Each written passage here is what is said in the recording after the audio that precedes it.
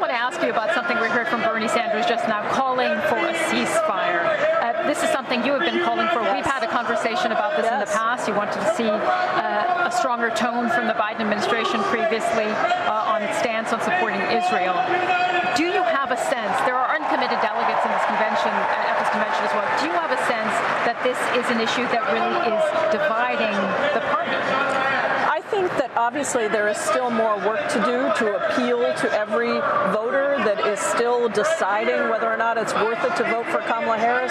And I know that there's work that is being done right now with the campaign, reaching out to uncommitted voters. I do think that we have an opening here with Vice President Harris. I think she has already shown that she is much more empathetic and able to demonstrate that empathy about what's happening. That isn't policy change yet, but she's not the president of the United States. Joe Biden is. So I think we have to continue to work with her, work with the campaign, work with the administration, and try to get to that immediate ceasefire that Bernie Sanders talked about, that I have been calling for, and change U.S. policy so that we can ensure that we are really incentivizing Prime Minister Netanyahu to want to end this war and to want to end the killing, and implementing our own domestic laws in this situation. What should that change in policy be? Because we saw a press conference from American doctors earlier here at the convention. They had served in Gaza. They were working in Gaza and describing the horrific conditions that they were seeing there. And they want to see an arms embargo. That is something we're hearing from protesters outside of the convention center as well. Do you think that's something that Kamala Harris and Tim Walz should pursue? I think it is important for us to, and I've said this before, to stop sending offensive military assistance to Israel until we really see a ceasing of the killing of innocent civilians in Gaza. So I really believe that that is the policy we should pursue. I'm continuing to advocate for it, as is Senator Sanders, as are many of us, with the Vice President and with the President. We are seeing in a state like Michigan, where the uncommitted voting bloc sent quite a message in the primaries there early this year. The possibility that this conflict could really become a difficulty for Kamala Harris and Tim Walz when it comes to the election in November, that they might not be able to win over some voters. I spoke to some Muslim Americans in Detroit who said, I'm not voting for this ticket either. What's your message to them? My message is that this is the ticket under which we can continue to organize for justice. Donald Trump will do absolutely nothing for Muslim voters, for Gaza, for Israel. And my belief is that we have to continue these conversations. I'll tell you what, I just came from Michigan. I was campaigning for the Harris-Walz campaign there. And there is also tremendous excitement across the country from young people, from folks of color, from working people. And I think we have to bring all of these different parts of the Democratic caucus together. Every single vote matters. Every voice matters. And ultimately, we made such progress for the progressive movement for working people across this country under the Biden-Harris administration. I believe we can do even more if we elect Kamala Harris our president, if we elect Tim Walz our vice president. These are working class people, middle class people themselves who came up and who represent so many different identities that people can see themselves in. And I think that's what you see out here is the energy and the enthusiasm and the excitement. Donald Trump, his running mate J.D. Vance say Kamala Harris, Tim Walz are too progressive, that their policies are too progressive for working class people. What's your response to that? Well, listen, I'll say that everybody wants their kids to be fed and be able to go to school.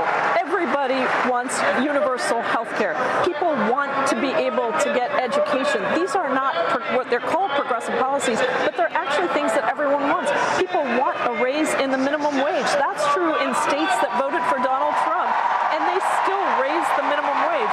These are all things that we need across the country for people to really have humanity, dignity, and be able to live their full lives. All right, Congresswoman, great to have you back on BBC News. Thank you so much for the conversation tonight. Enjoy the rest of the convention. Thank you so much.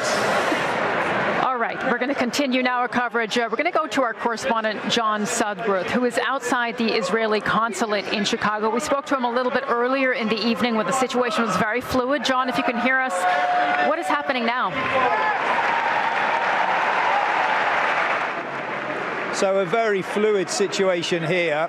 The protest outside the Israeli consulate, as you can see, has spilled out onto the surrounding streets. The protesters pushed their way through the police lines, and they've now been walking around this neighborhood. We're about 1.5 miles from the convention center, ignoring the warnings from the police, consistent warnings to disperse.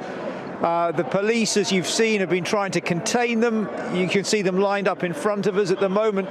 They've got some protesters on the other side of the street there who they have managed to corral into this small area. Pretty chaotic scenes. Some arrests have been made. And as I say, so far, the protesters, at least the remnants of them that we can see out here now, have shown no intention of obeying the police warnings to leave.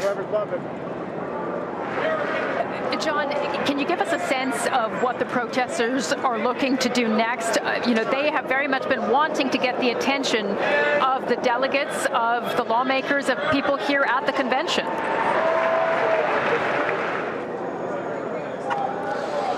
Yeah, I mean, this is a demonstration against U.S. support for Israel's war in Gaza. Protesters from the start carrying Palestinian flags, banners demanding that the U.S. divest, that it stops sending military aid. That's the message they want to send. It's important to say that this was always a very small protest in terms of numbers. This was not one of the authorized protests. One of the ones that's been agreed in advance with the police in terms of the route.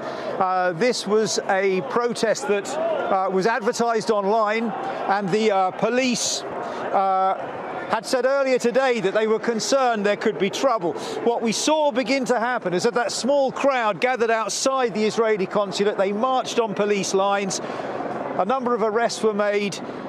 All got very tense, and then, as I say, they've now spilled out onto the surrounding streets. So you've got this situation where groups of protesters are being followed along, harried by police in riot gear. The traffic, as you can see, these roads are meant to be open, but these cars here are having to sort of pull over and stop while groups of protesters and riot police charge past. The protesters from the start on this particular demonstration had been saying they wanted to repeat the scenes of 1968, that moment when Chicago descended into violence, the protests over the Vietnam War. I think it's fair to say they haven't come close to doing that in terms of the numbers. A very, very small demonstration tonight in terms of the numbers of protesters. I'd say something like 100 or so to begin with. Nonetheless, though, if that was their intention, these scenes will have, I suppose you could argue, have achieved that end. These streets, brought to chaos for well over an hour or so now. A number of arrests having been made, and I think we are in the final moments. The protesters well outnumbered, but as I say, it's still very fluid, a group still further on down there, still moving on ahead of the police. Their intention, of course, is to try and bring this to a halt as quickly as possible.